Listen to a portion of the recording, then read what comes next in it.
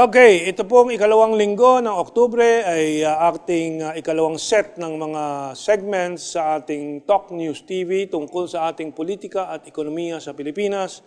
At dalawang set din po sa Journeys, Chronicles of our Asian Century tungkol sa ating foreign relations and foreign policy and international developments. But let us look at the forming new cabinet of President Duterte. Dahil dito sa circus ng eleksyon, maraming nagnais na tumakbo din bilang mga kandidato sa senador, sa pagkasenado, galing sa Gabinete ni Presidente Duterte. In fact, sabi dito sa ulat, galing sa Rappler, cabinet revamp looms as 6 to 8 cabinet members seen to run in 2019. And alam na siguro nung iba, yung mga umalis na o paalis na sa kabinete at yung mga papalit. But si Harry Roque, isa dyan, si Bongo, tatakbo, si Francis Tolentino, matagal na ng Tagaytay, matagal nang nangangatin na tumakbo ulit, at patunayan na siya ay talagang nanalo noong nakaraang eleksyon, at balita po noon ay ang nagdaya sa kanya ay sino to?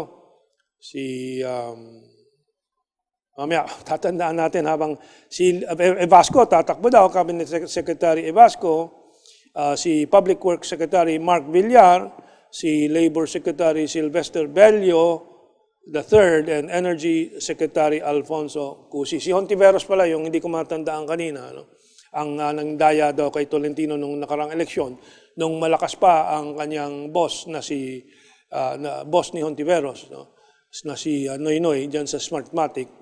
At nandiyan pa si Andres Bautista, so Andy Bautista.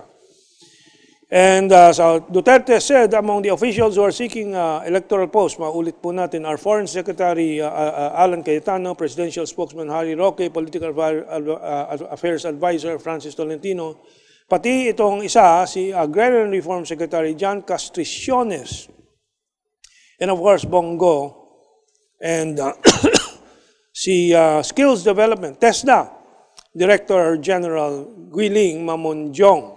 Yung po ang mga so far na alam natin na kumpletong listahan. Pero yung mga papalit sa kanila, pangilan-ngilan lang po ang nababalitaan po natin. Unang-una ay si Sal Panelo na papalit kay Harry Roque. And by the way, si Harry Roque hindi pa sigurado. There's Sal Panelo, the new spokesman, and a little later we'll talk about the controversies that hounded him. But si Harry Roque, naghihintay pa po tayo sa filing of candidacy niya. Yung huling balita, hindi pa daw siya tapos sa kanyang usapan kay Presidente Duterte. So we don't really know what will happen. But there is a lot of news now coming out that Sal Panelo is the new spokesman. But we know that things can change until things are finally made public also from President Duterte and from Harry Roque on this matter. Pero isang kontrobersya at kilala natin, kaibigan natin, madalas sa ating mga kapihan ng media, ay kasama si Sal Panelo dyan sa Unimart dati, tuwing linggo ng late morning hanggang tanghali ay maghuhuntahan po dyan si Sal Panelo with the late Eric, mamaya, nandiyan na kasi yung picture ni Sal Panelo. Iyan po ang isang kontrobersya niya, yung kanyang sartorial taste, yung kanyang pananamit, at yung kanyang unang pagpasok sa kabinete, yung kontrobersya doon sa mga inappoint niya. But anyway, that's been settled sa power ng personalidad ni Presidente Duterte. Napatahimik na itong mga ibang kritisismo at batikos dito kay Sal Panelo at mukhang tanggap na siya ng media at ng publiko na maging spokesman. But he is also a lawyer, so alam po ninyo sa isang legalistic system tulad natin sa Pilipinas, sa politika natin, ang spokesperson ay dapat hasa sa batas. At iyan po batas din ang ginagamit ng oposisyon at ng kalaban ng administrasyon sa pagbabatikos, sa pagbabaluktot ng mga desisyon ng administrasyon.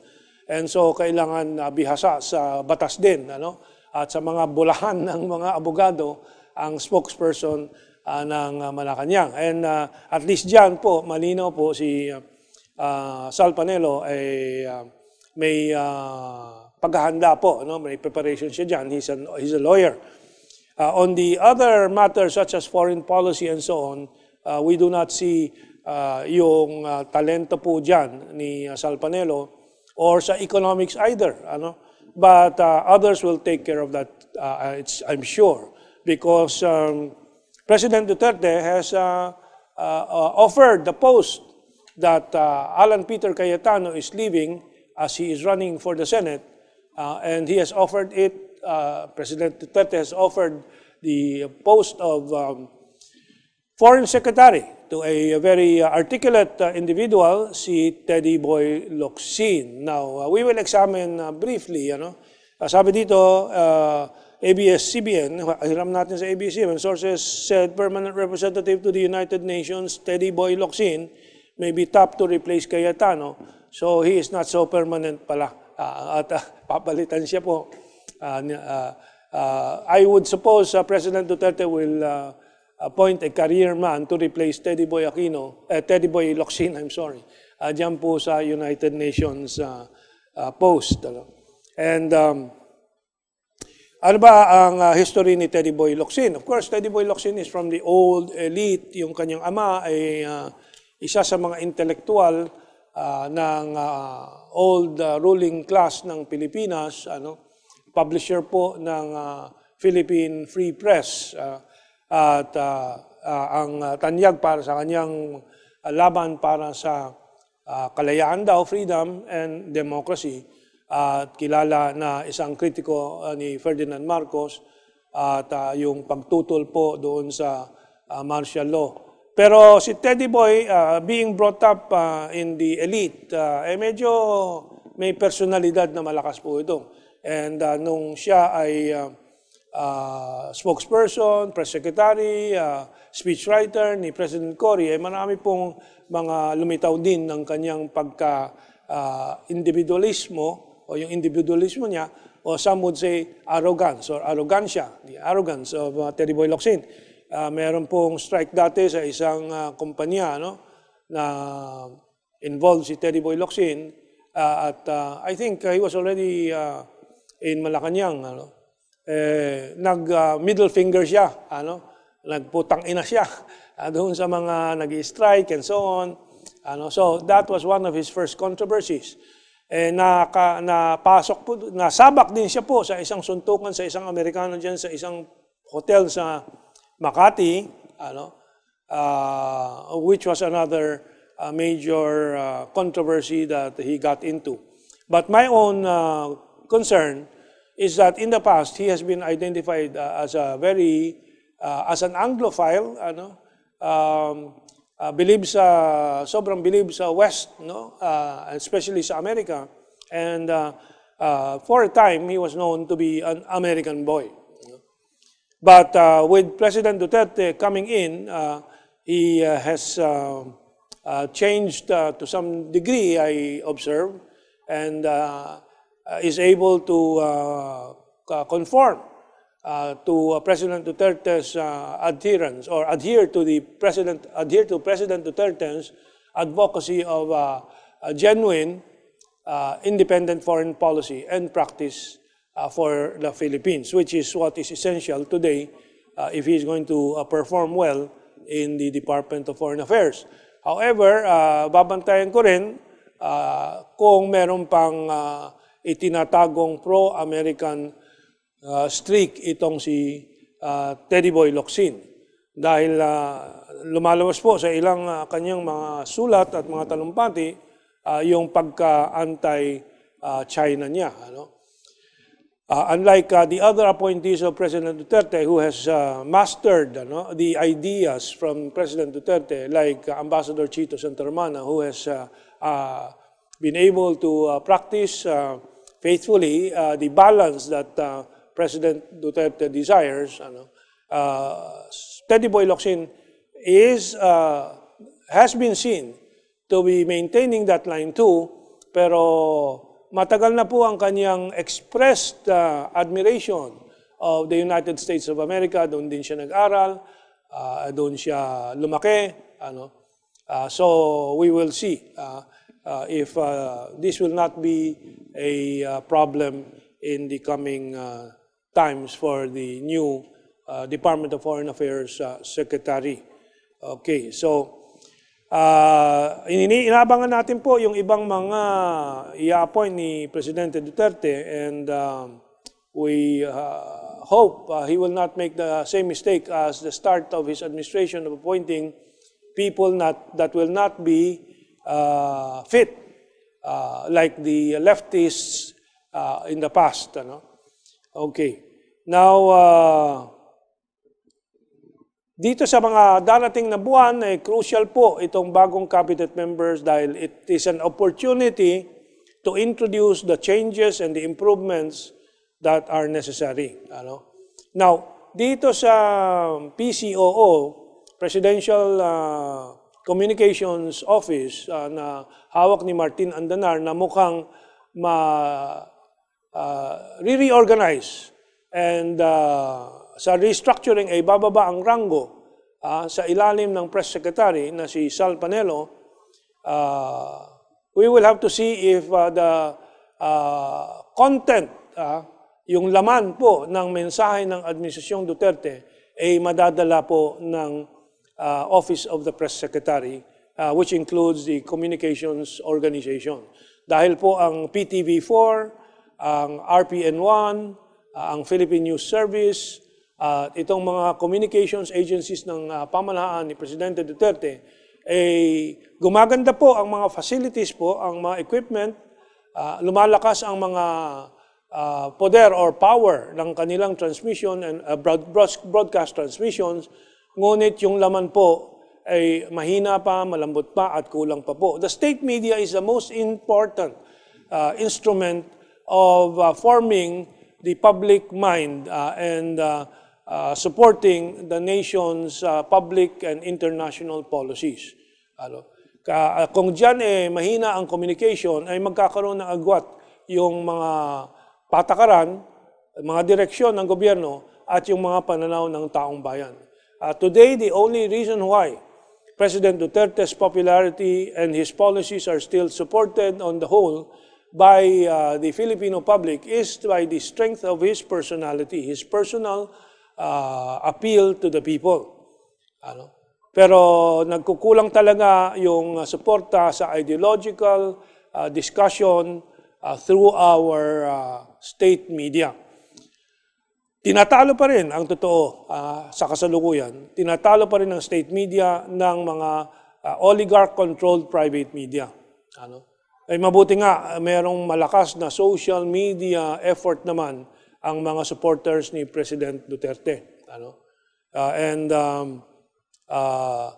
I know that there is a great deal of improvement to be done in the broadcast of the system of the state media dahil I'm involved in the RPN1 radio, and I've been monitoring both the radio and the TV and the Philippine News Service, nagkukulang yung laman ng kanilang dinadala ng mga mensahe at mga ulat sa taong bayan.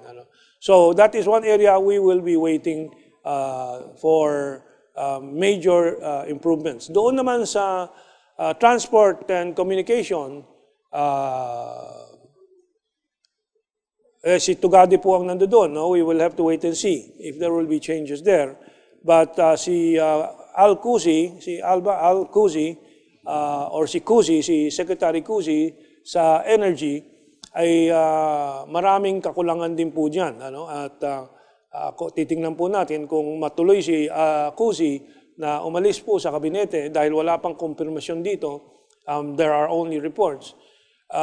Diyan sa kuryente, sa issue ng kuryente, napakalaking pagbabago ang kailangan. Tayo ay pinakapataas pa rin sa singil sa kuryente sa buong Asia, kumpara lalo na sa mga bansa na publicly owned ang kanilang mga kuryente. Ang diferensya po ng ating kuryente sa presyo sa China ay siguro 60% today. Nagpa-fluctuate yan ng kaunti. and kalahati doon sa ibang mga bansa, and we are 30% higher than other ASEAN countries. Patuloy pa rin ang problema ng kuryente as well as sa public services, yung tubig po natin, ano? Kung saan natatalo tayo sa kaso sa arbitration sa Singapore doon sa pagpapataas ng singil ng Maynilad Water and so on, ano?